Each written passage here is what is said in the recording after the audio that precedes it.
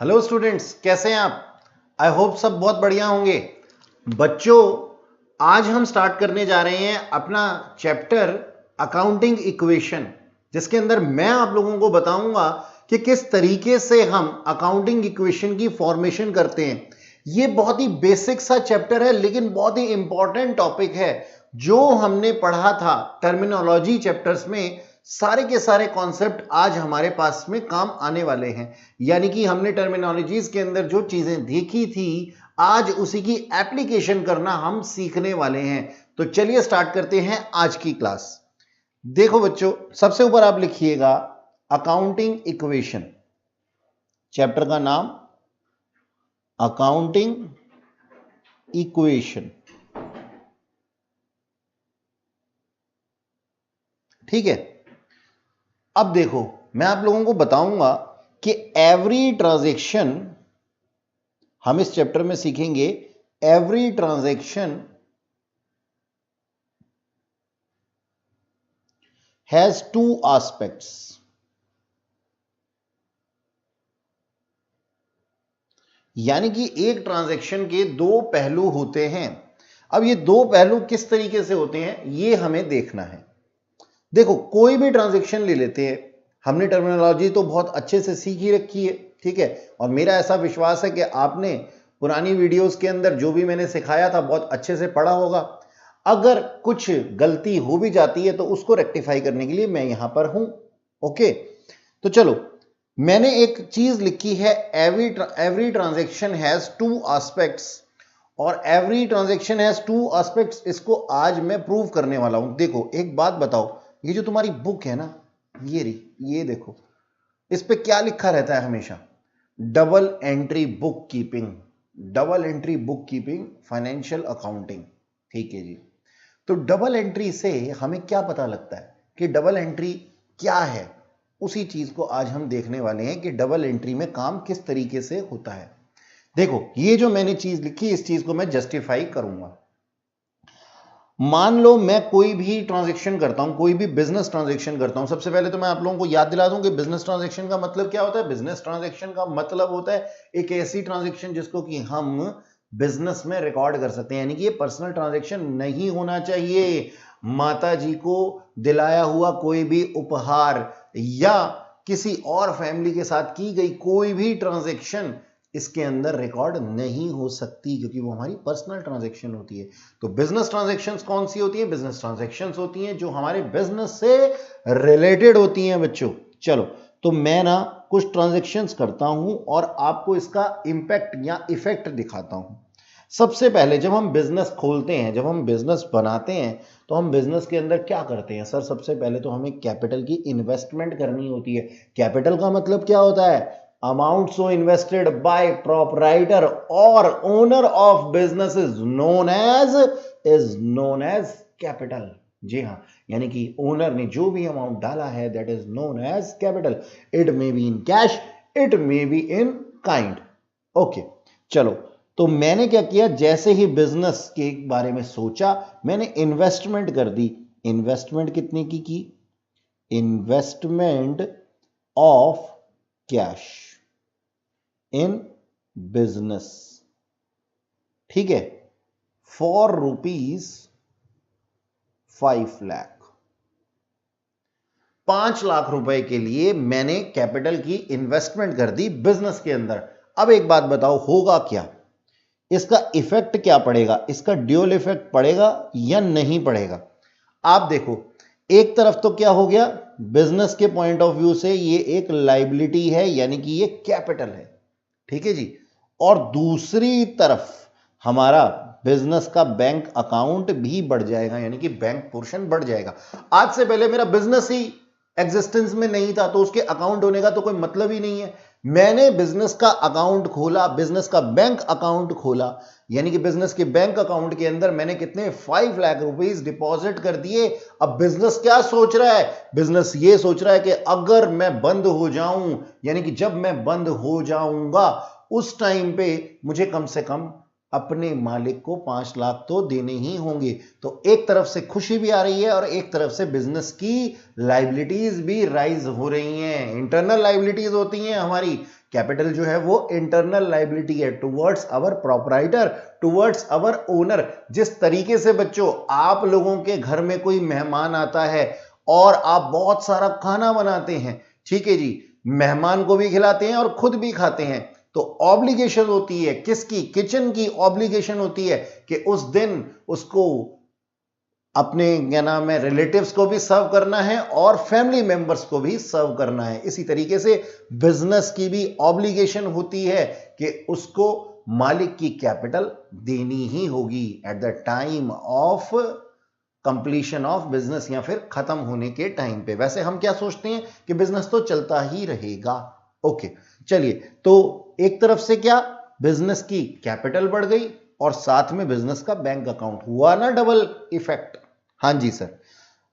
और क्या होता है इसके बाद में? मान लीजिए मैंने इन्वेस्टमेंट को कर दी, इन्वेस्टमेंट करने के बाद मैंने इसी बैंक अकाउंट से, इसी बैंक से पैसा निकाल करके कुछ गुड्स परचेज कर ली। अब अगर बैंक में पैसा पड़ा रहेगा तो क्या इसका कोई फायदा होगा? नहीं, इससे मैंने कुछ सामान खरीदा और उस सामान को आगे जाकर के बेचूंगा। तो लेट्स से मैंने करी purchase of goods for cash. अब क्या हुआ होगा? मैंने पैसा निकाला है बैंक से, तो बैंक रिड्यूस हो गया और उसको किस में कन्वर्ट कर दिया है? गुड्स में। तो इसके भी, इस ट्रांजैक्शन के भी दो इफेक्ट पड़े।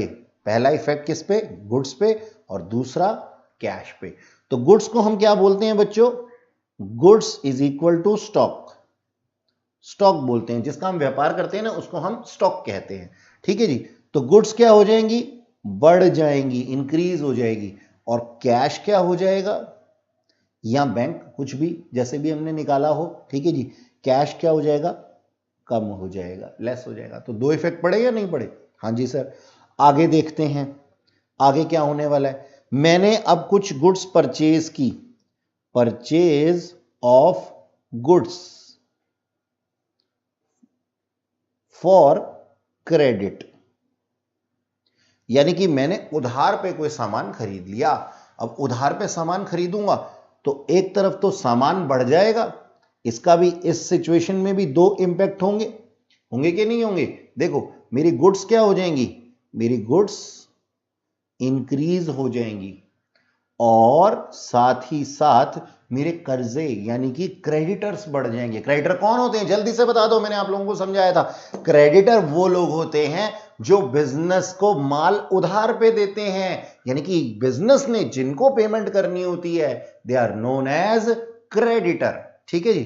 तो हमने यहां पे अपने क्रेडिटर बढ़ा दिए, एक तरफ सामान भी बढ़ा। अब देखो, इसका कैश में तो ट्रांजैक्शन हुआ नहीं, कैश में ट्रांजैक्शन नहीं हुआ तो कैश के ऊपर कोई इफेक्ट ही नहीं पड़ा। इफेक्ट किसके ऊपर पड़ा? कर्जों के ऊपर, क्रेडिटर के ऊपर, यानी कि अब हमारे क्रेडिटर बढ़ गए, हमारे कर्जे बढ़ गए, ठीक है जी। तो हम अपनी बुक्स ऑफ अकाउंट में रिकॉर्ड कर सकते हैं कि आज मेरे ऊपर इतने का कर्ज आ गया है।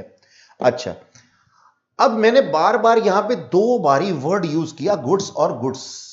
अब इस गुड्स का मतलब मैं आप लोगों को बताने वाला हूं। वैसे तो मैं आप लोगों को पहले भी समझा चुका हूं, लेकिन क्योंकि अभी हम नई नई क्लास में हैं, 11th क्लास में गए हैं, तो हमारी भूलने की जो आदत है, तो उसके चलते मैं आप लोगों को थोड़ा सा रिवीजन साथ के साथ देता रहूंगा। अब मेरे को एक बात बताओ, जिन चीजों की हम सेल परचेज करते हैं, यानी कि जिसका हम बिजनेस करते हैं, that is known as goods.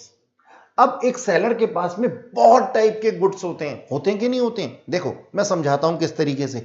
आप एक किराना स्टोर पे जाते हैं, उसके पास में दाल भी होती है, चावल भी होती है, गेहूं भी होता है, मक्का भी होता है, ज्वार भी होता है, बहुत सारी चीजें होती हैं, शैम्पू, साबुन, पता नहीं क्या क्या रखता है वो। अब इस केस में इन सारी चीजों को अगर वो उनके नाम से रिकॉर्ड करेगा तो कैसा चलेगा? स्पेसिफिकली नाम से भी रिकॉर्ड करे तो एक चीज वो सबके बीच में कॉमन रखता है, उसको वो बोलता है क्या? माल। क्या बोलता है वो? माल। यानी कि बच्चों, अगर कोई बिजनेसमैन बिजनेस कर रहा है तो जिस चीजों के अंदर वो डील करता है उसको हम बोलते हैं स्टॉक। स्टॉक का मतलब माल। लेकिन जिन चीजों के अंदर वो डील नहीं करता, जैसे मान लीजिए एक शॉपकीपर ने अपनी दुकान पे एसी इंस्टॉल करवाया, तो क्या एसी को वो माल बोलेगा? नहीं, वो एसी को एसी के नाम से जानेगा। क्यों? क्योंकि ये उसका स्टॉक नहीं है, इस चीज के लिए वो सेल परचेज नहीं करता। तो एसी को, फर्नीचर को, प्लांट एंड मशीनरी को उनके नाम से, plant and machinery, land, furniture, इन नामों से जाना जाता है। जबकि माल को जो हम परचेज करते हैं, जिसकी हम डीलिंग करते हैं, उसको हम क्या बोलते हैं? उसको हम गुड्स कहते हैं। ठीक है, तो इस चीज का ध्यान रखना बच्चों। चलो आगे देखते हैं बच्चों, हमारे पास में कुछ और भी ट्रांजैक्शंस हैं आज आप लोगों के लिए। ठीक है, अब मैंने ये वाली तो गुड्स पर सेल की थी, गुड्स परचेज की थी क्रेडिट पे।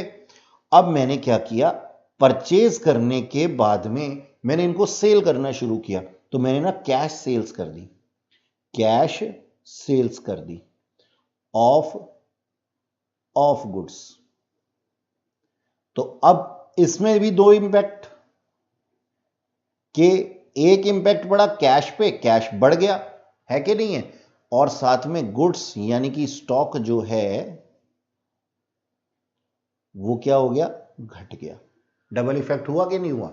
ठीक है, ऐसे ही हम कुछ और भी एग्जांपल देखेंगे।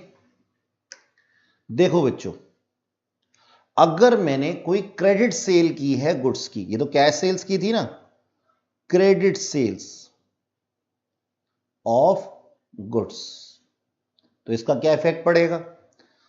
अब एक बात बताओ, जब किसी को उधार पे सामान दूंगा तो उससे फ्यूचर में पैसे लूंगा। फ्यूचर में पैसे जिनसे लेने होते हैं या जिन्होंने हमें पैसे देने होते हैं, उन लोगों को हम क्या कहते हैं? उन लोगों को हम डेटर्स कहते हैं। ठीक है जी, जिन्हें हमने पे करना होता है, they are known as creditor, यानी कि जिसे बिजनेस ने पे करना है वो है हमारे क्रेडिटर, और जिनसे बिजनेस ने लेना है उनको हम बोलते हैं बच्चों डेटर्स। याद है ना आप लोगों को, टर्मिनोलॉजी में पढ़ाया था।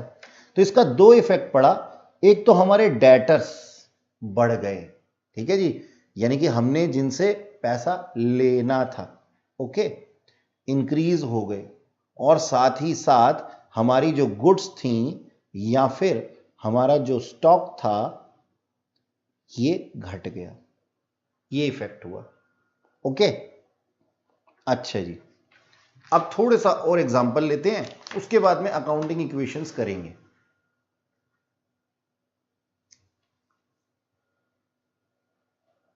देखिएगा, मान लीजिए हमने फर्नीचर परचेज किया, furniture purchase for cash, cash देकर के हम कुछ सोफा सेट ले आए। ओके, तो अब इसकी क्या ट्रांजैक्शन करूं? इसका इफेक्ट किस पे पड़ा होगा? सर कैश तो कम हो गया होगा और फर्नीचर बढ़ गया होगा। फर्नीचर को फर्नीचर के नाम से क्यों देखा हमने? क्योंकि सर फर्नीचर हमारी गुड्स थोड़ी है, हम उसमें सेल परचेज थोड़ी ना करते हैं, तो इसको हम फर्नीचर के नाम से ही रिकॉर्ड करेंगे, और फर्नीचर क्या होता है? हमारा एसेट होता है।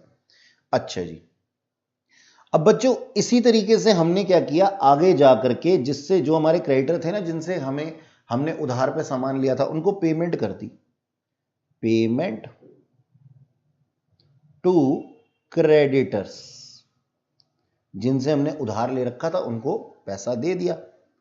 अब इसका इफेक्ट डबल हुआ, हमारा कैश घट गया, और साथ ही साथ हमारी एक लायबिलिटी क्रेडिटर्स, जो कि हमारे लायबिलिटी थे, वो भी घट गई। हुआ कि नहीं हुआ? ठीक है, तो इस तरीके से हमने देखा बच्चों कुछ एग्जांपल्स लेकर के कि हमारा जो इफेक्ट होता है बिजनेस ट्रांजैक्शंस का, वो डबल इफेक्ट होता है। और फिर से मैं इस बुक को सामने रख के बताता हूं आपको कि हम पढ़ रहे हैं क्या? Double entry system. तो आज आपको पता लग चुका है कि इसको हम डबल एंट्री सिस्टम क्यों कहते हैं। अच्छा जी, अब जरा ध्यान दीजिएगा मेरी बात पे कि हम लोग क्या कर रहे हैं और क्या कह रहे हैं। बच्चों हम जो इक्वेशन बनाएंगे ना, जैसे आप मैथ्स के अंदर इक्वेशंस बनाते हैं, साइंस के अंदर भी इक्वेशंस बनाते हैं, इसी तरीके से हम अकाउंट्स के अंदर भी इक्वेशन बनाते हैं। आप लोग आज इस चीज को समझ लेना अच्छे तरीके से कि एसेट्स जो होते हैं, एसेट्स क्या होते हैं पहले बताओ सर। एसेट्स आपने हमें बताया था, एसेट्स वो चीजें होती हैं जो फ्यूचर में हमारे को बेनिफिट देती हैं या फिर कैश कमाने में मददगार होती हैं। ठीक है जी, हमारी किसी भी तरीके से वर्किंग कैपेसिटी को जो बढ़ाती हैं, they are known as asset. हमने आपको यह भी बताया था कि दो तरीके के एसेट्स होते हैं, फिक्स्ड एसेट और करंट एसेट। करंट एसेट वो जो 12 महीने के अंदर अंदर हमारे को बेनिफिट देने वाले हैं, और फिक्स्ड एसेट वो जो कि लॉन्ग रन में हमारे को बेनिफिट्स देने वाले हैं। लॉन्ग रन में बेनिफिट्स देने वाले एसेट्स के हमने एग्जांपल आप लोगों को दिए थे क्या, जैसे land and building, plant and machinery. ठीक है, और करंट में जो बेनिफिट देने वाली चीजें हैं वो क्या है, कैश हो गया, डेटर्स हो गया।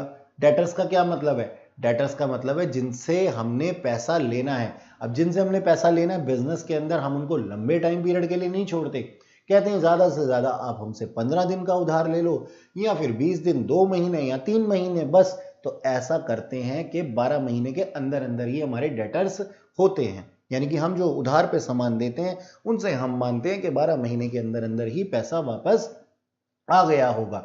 तो इस सिचुएशन में हम क्या मानते हैं, डेटर्स को एक करंट एसेट मानते हैं। ठीक है, चलिए, तो हमारे पास में एसेट्स जो हैं वो इक्वल्स होते हैं किसके, कैपिटल के और प्लस आउटसाइड लायबिलिटी के। देखो बच्चों, मान लो हमने बिजनेस को कुछ पैसा इन्वेस्ट किया तो वो क्या है, हमारी कैपिटल, लेकिन हमारा काम नहीं चल रहा था ना। हमने काम नहीं चलने की वजह से बैंक से कुछ लोन भी ले लिया। बैंक आउटसाइडर है, हम लोग क्या है, इनसाइडर है। ओनर जो होता है, प्रोपराइटर वो होता है बिजनेस का इनसाइडर, यानी कि फैमिली मेंबर। और जो आउटसाइडर होते हैं वो कौन लोग होते हैं, जैसे बैंक वाले हो गए। जैसे कि हमने अपने किसी भी पर्सन से जो कि फाइनेंशियल इंस्टीट्यूशन रन करता था उससे जाकर के कोई लोन ले लिया। ठीक है, और कौन आउटसाइडर हैं, आउटसाइडर लायबिलिटीज में और क्या चीजें आती हैं, जैसे हमने अपने क्रेडिटर्स जिनसे हमने माल उधार लिया था उनको भी तो हमें पैसे देने होंगे। जैसे हमारे एम्प्लॉयज को हम सैलरी देते हैं, तो अगर हम कभी सैलरी पूरी महीने की ना दें, सारे महीनों की ना दें, तो वो भी हमारी एक लायबिलिटी बन जाती है। ठीक है, तो हम क्या कहते हैं कि हमारा जो बिजनेस के एसेट्स हैं, यानी कि जितने भी फ्यूचर के बेनिफिट्स हैं, वो चीज इक्वल होती है हमारी कैपिटल के और आउटसाइडर लायबिलिटी के। भाई सिंपल सी बात है कि बेनिफिट जो हैं वो सभी के लिए होंगे, आउटसाइडर के लिए भी और इनसाइडर के लिए भी, यानी कि फैमिली मेंबर्स के लिए भी और रिलेटिव्स के लिए भी। इस तरीके से हम इसको समझ सकते हैं। ठीक है, तो ये इक्वेशन हमेशा से याद रखना। अब इस इक्वेशन के अंदर हम लोगों को करना है अपना काम। ठीक है, आप जरा ध्यान देना, अब जो मैं बोलने जा रहा हूं कि हमारे को क्या करना है, जितनी भी हमारी रिकॉर्डिंग होती है इसी इक्वेशन के अंदर होती है। हम लिखते हैं वी हैव टू, आप भी मेरे साथ लिखिएगा, आप लोग वेल मेंटेन कॉपी अगर रखेंगे तो इसका बेनिफिट आपको लास्ट में जाकर के मिलेगा। As copy is your asset. ठीक है जी, कॉपी आपको फ्यूचर में बेनिफिट देगी, इसलिए आप वेल मेंटेन कॉपी रखिए। जैसा मैं बना रहा हूं वैसा आप भी अपने पास में रिकॉर्ड किया कीजिए। We have to record both aspects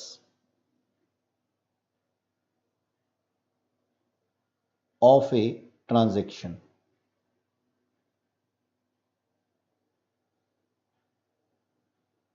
The above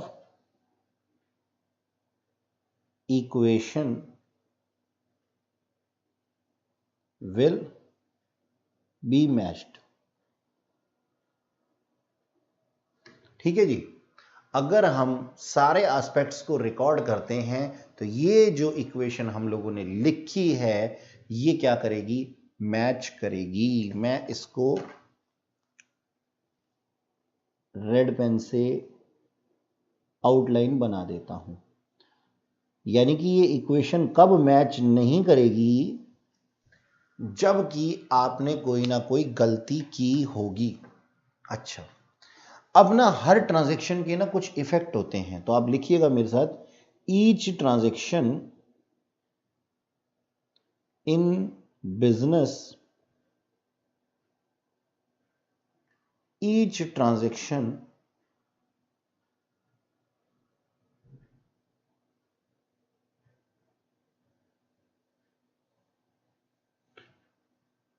have two effects. और ये इफेक्ट्स किस चीज के ऊपर पड़ते हैं? देयर विल बी, क्या होता है यहां पे, होता क्या क्या है, रेवेन्यू और एक्सपेंडिचर। यानी कि या तो हमें फायदे होंगे या तो हमें नुकसान होंगे, ठीक है, या तो हमारी इनकम होगी या तो हमारे खर्चे होंगे, इस तरीके से आप देख सकते हैं, ठीक है। या फिर हमारे पास में क्या होगा,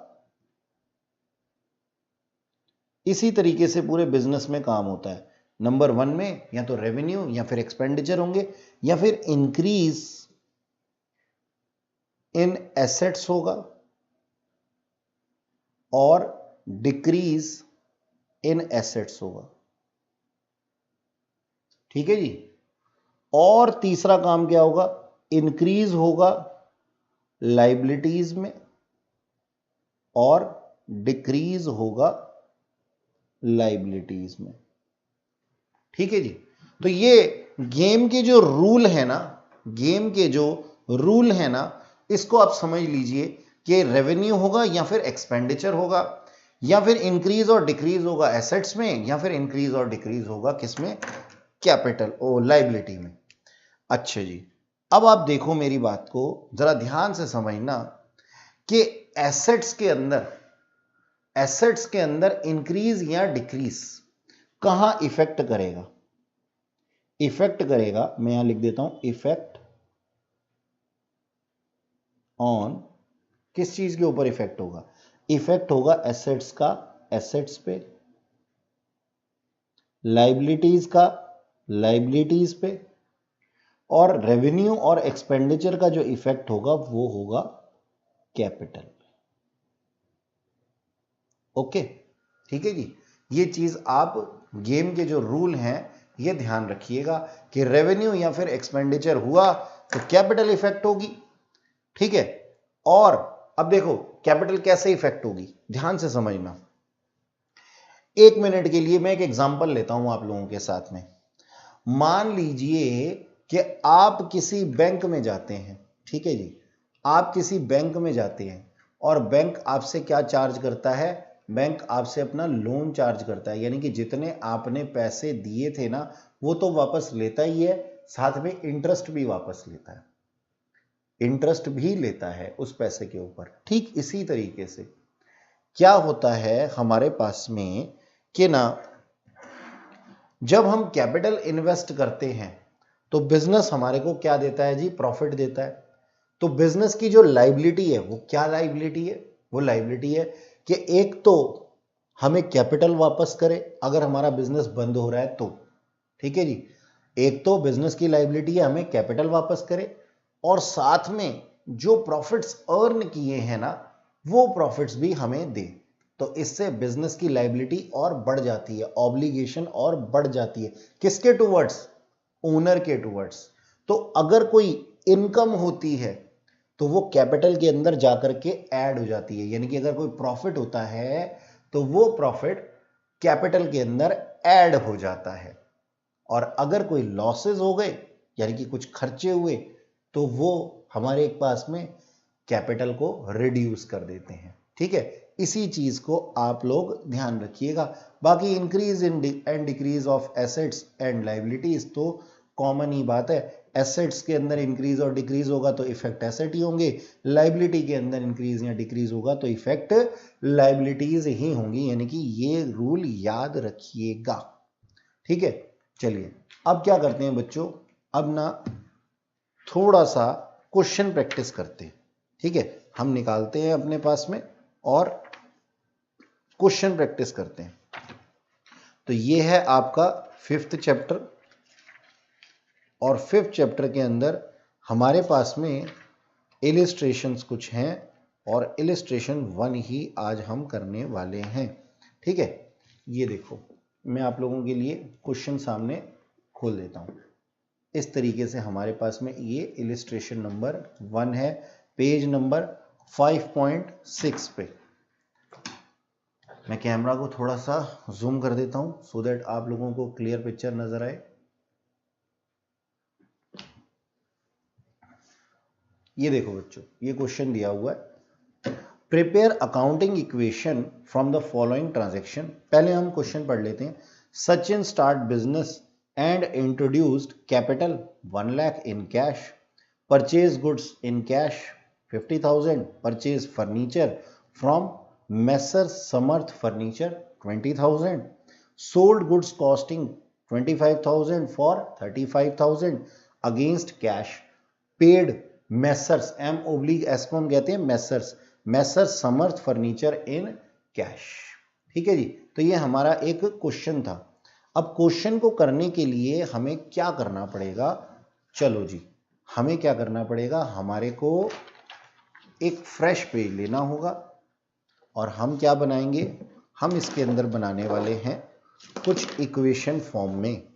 तो जैसा आप लोग हमेशा करते हो कि अपने पास में कुछ सामान तैयार रखें और कॉपी पेंसिल लेकर के इक्वेशन बनाने के लिए तैयार हो जाइए।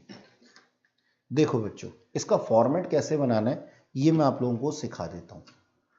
अब आपकी स्क्रीन पे ये टोटली दिखाई दे रहा है। ऑल्दो आपकी बुक्स के अंदर जो फॉर्मेट बनाया होगा उसके अंदर कॉलम काफी बड़े बड़े होंगे, लेकिन आप लोग ऐसा मत कीजिएगा क्योंकि ऐसा करने से आपको दिक्कत हो सकती है। ठीक है, क्योंकि ये एक छोटा सा ही क्वेश्चन है, इसलिए मैं इसको कॉपी के शेप में ही बना रहा हूं। आप इसे जो है लैंडस्केप में बना सकते हैं। तो मैंने क्या किया, सबसे पहले पर्टिकुलर्स का पर्टिकुलर का कॉलम बना दिया। ये पर्टिकुलर का कॉलम आप छोटा ही बनाइए अभी, क्योंकि बड़ा बनाएंगे तो आप लोगों को दिक्कत हो सकती है। ठीक है, पर्टिकुलर के कॉलम के बाद में दूसरा कॉलम जो होगा वो हमारी इक्वेशन के लिए होगा। तो हम इसको इस तरीके से लिख देते हैं, पर्टिकुलर्स और इक्वेशन। अब देखो हमारे पास में क्वेश्चन हमेशा सामने रखना बच्चों अपने। ठीक है, तो हम इक्वेशन लिखते हैं इसके अंदर कि हमारे पास में क्या होता है, एसेट्स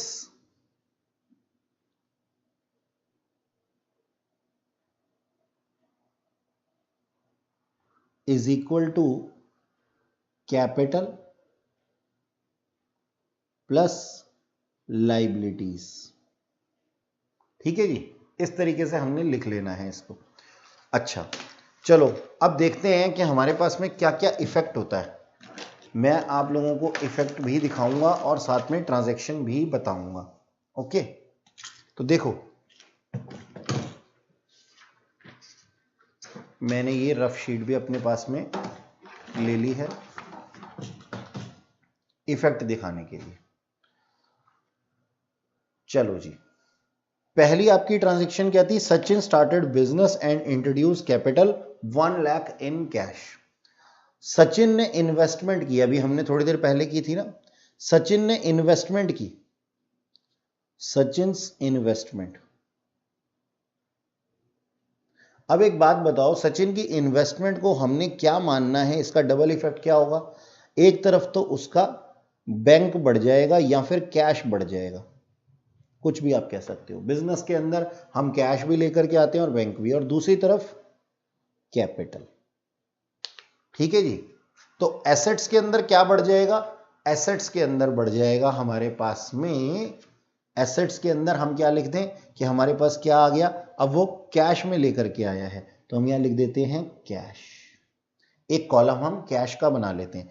कैश कितने से बढ़ गया हमारे पास में, 1 लाख रुपीज लेकर के आया था वो, तो हमने इसको रिकॉर्ड कर दिया बेटा एसेट्स के कॉलम में कैश को। अच्छा, और इससे इसकी कैपिटल बढ़ गई, कैपिटल कितनी थी, 1 लाख रुपीस की थी। ये हमारी हमने कैपिटल बढ़ा दी, कैपिटल के कॉलम में लिख दिया। ये क्या थी हमारी ट्रांजैक्शन नंबर 1। तो मैं यहां लिख देता हूं इन्वेस्टमेंट इन कैश। ठीक है। अच्छा, अब सेकंड हमारे पास में दिया हुआ है, मेरे ख्याल में आप लोगों के पास में बुक्स होंगी और नहीं हो या पुरानी हो, सब में ये इलिस्ट्रेशन नंबर 1 ही है। परचेज गुड्स इन कैश, उसने गुड्स खरीदी। अब इसका क्या इफेक्ट हुआ, परचेज गुड्स इन कैश,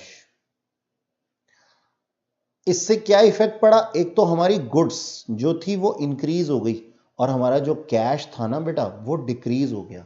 अब एक बात बताओ, ये चाहे गुड्स हो यानी कि स्टॉक हो या फिर कैश हो, ये क्या है, ये दोनों ही हमारे एसेट्स हैं। तो हम एसेट्स के कॉलम में ही लिखेंगे। एसेट्स के कॉलम में मैंने क्या लिख लिया, मैंने लिख लिया एक गुड्स, आप इसको स्टॉक भी कह सकते हैं। ठीक है, और कैश तो मेरे पास में था ही, तो गुड्स के अंदर मैंने क्या किया, गुड्स के अंदर इंक्रीज कर दिया। अब कितने का इंक्रीज हुआ है, 50,000 रुपीज का इंक्रीज कर दिया मैंने गुड्स के कॉलम में, गुड्स के नाम पे। ओके, ये देखो, ठीक है सर। अब मेरा कैश डिक्रीज हो गया ना, ये देखो 50,000 मैंने डिक्रीज कर दिया, कम हो गया। ठीक है, अब मैंने क्या किया, अब मैंने इसका टोटल करना चाहा। मैं क्या करूंगा, अब इसका टोटल कर दूंगा। बिल्कुल, यहां पे मैंने एक लाइन लगा देनी है। ठीक है, आप एक लाइन लगा दीजिए और लाइन लगाने के बाद में आप इसको लिखिए इस तरीके से। सबसे पहले तो हम क्या लिखेंगे, यहां पे सेकेंड ट्रांजैक्शन की रिकॉर्डिंग करेंगे, परचेज गुड्स इन कैश। ठीक है जी, हमने कुछ गुड्स परचेज की थी इन कैश में।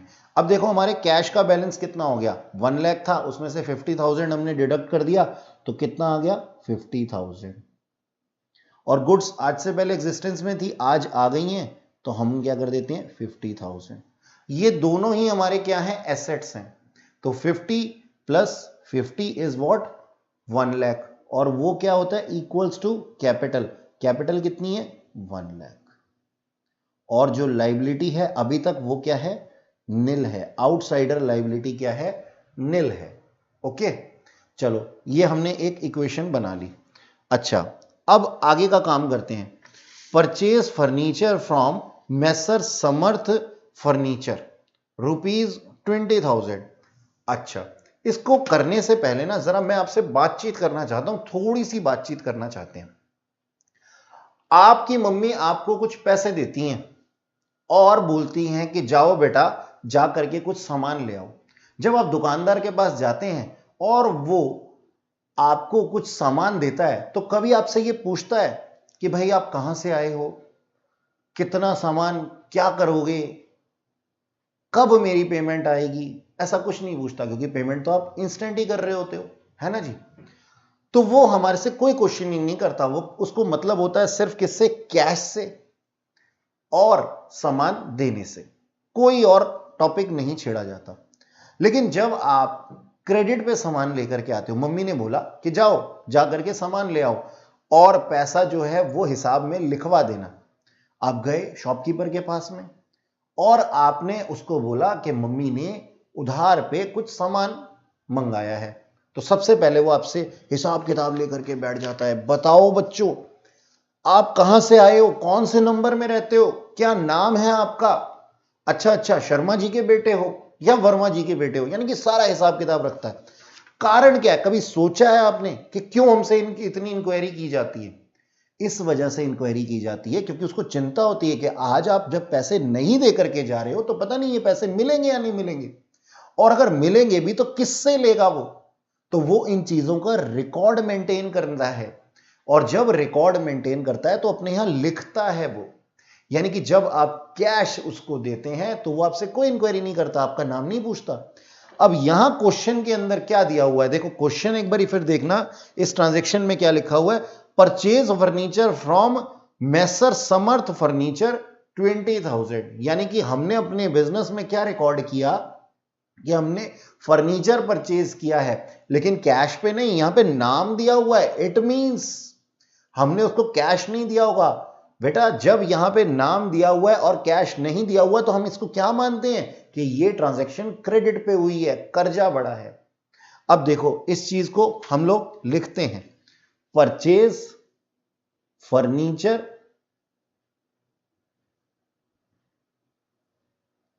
For credit from Samarth. ठीक है जी, समर्थ ही है ना उसका नाम, हाँ जी। समर्थ से हमने परचेज किया क्रेडिट पे। अब इसका इफेक्ट क्या होगा, हमारे यहां क्या गुड्स बढ़ जाएंगी? नहीं सर, गुड्स थोड़ी ना बढ़ सकती हैं हमारे यहां। गुड्स तो हम उसको कहते हैं जिसका कि हम व्यापार करते हो, और हमने तो फर्नीचर परचेज किया है, फर्नीचर का व्यापार थोड़ी ना करते हैं।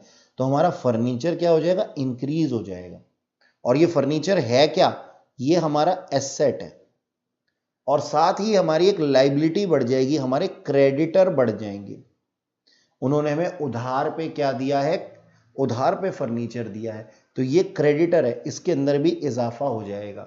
यानी कि एक तरफ से हमारे कर्जे बढ़ गए और दूसरी तरफ से हमारे फर्नीचर भी बढ़ गए, यानी कि एसेट बढ़ गए।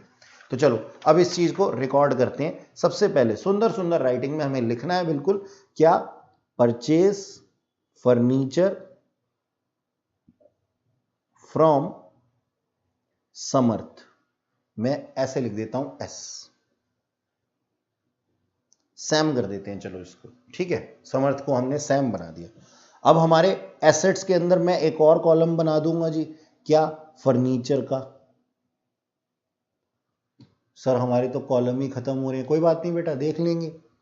फर्नीचर परचेज कर लिया मैंने, मेरा फर्नीचर बढ़ गया। कितने का परचेज किया था मैंने फर्नीचर मैंने परचेज किया था कितना, 20,000 रुपीज का।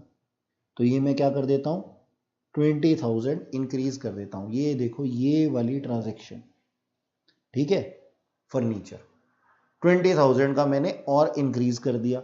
और साथ ही मैंने आउटसाइडर लाइबिलिटी में, अब लाइबिलिटीज के अंदर क्या थे, ये हमारे क्रेडिटर थे, क्रेडिटर, ठीक है। इन क्रेडिटर्स को हमने क्या किया, इंक्रीज कर दिया। ये क्रेडिटर आज तक जो नील चल रहे थे, यानी कि कोई भी लाइबिलिटी हमारे पास में नहीं थी, आज वो लाइबिलिटी बढ़ करके कितनी हो गई है, 20,000 रुपीज।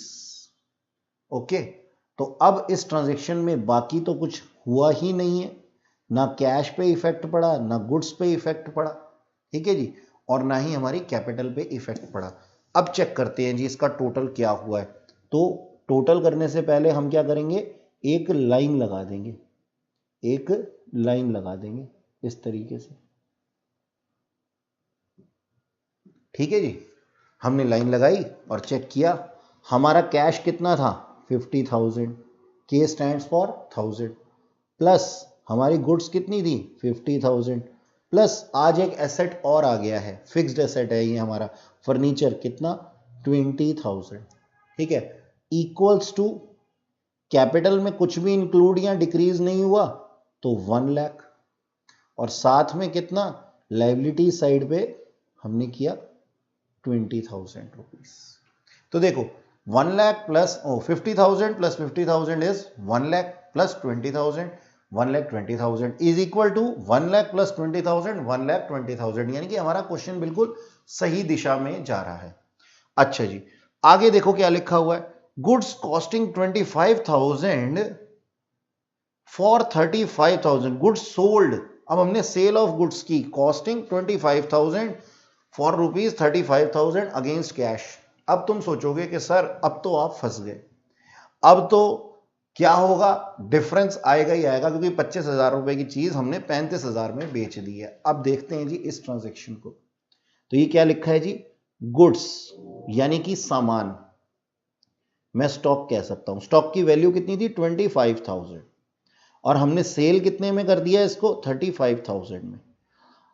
अब इसका मतलब क्या है जी, हमारे पास में प्रॉफिट हुआ है, देयरफॉर प्रॉफिट ऑफ 10,000।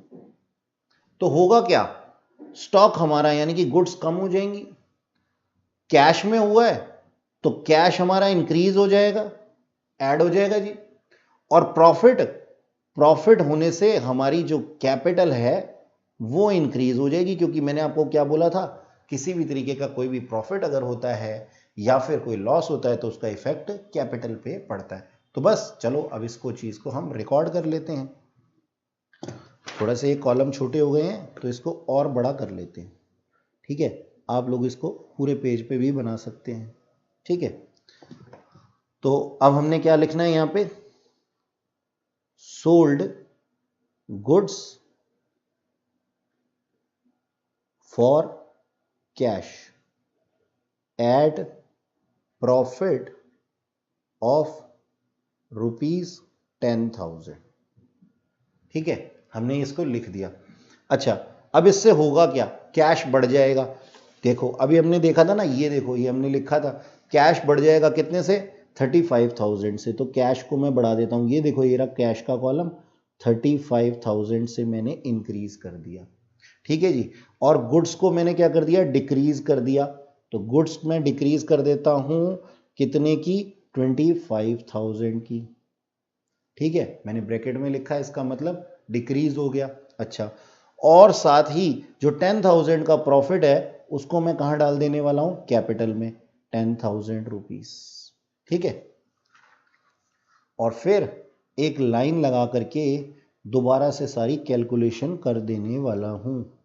ठीक है सर, ये बार बार हमें हर ट्रांजैक्शन के बाद करना होगा क्या? हाँ बेटा, ये आसान सा काम है। फॉर्मेट बनाना है हमारे को, सिर्फ फॉर्मेट पे ध्यान देना है और सिर्फ कैलकुलेशन। अब देखो बाकी तो किसी के ऊपर कोई असर नहीं हुआ था, हमने उसको डैश लगा दिया। तो 50,000 का जो कैश था वो हो गया कितने का, 85,000 का। ठीक है, 85,000 का, और 50,000 में से 25,000 जो थे वो माइनस हो जाएंगे, तो ये बच जाएगा कितना, 25,000। ओके, और हमारे फर्नीचर को तो किसी ने हाथ भी नहीं लगाया, तो ये 20 का 20 ही रहेगा। अच्छा, इक्वल्स टू व्हाट, 1,10,000 हो गई है हमारी कैपिटल, और 20,000 हमारे लाइबिलिटीज पे पड़े ही हुए थे।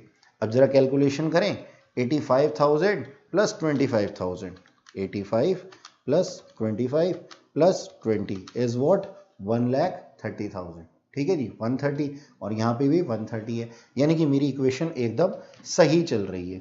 ठीक है, अब क्या हुआ, अब अगली ट्रांजैक्शन में लिखा हुआ है paid masher Samarth furniture in cash, paid masher Samarth furnitures in cash, यानी कि उसका नाम था समर्थ का नाम था समर्थ फर्नीचर्स।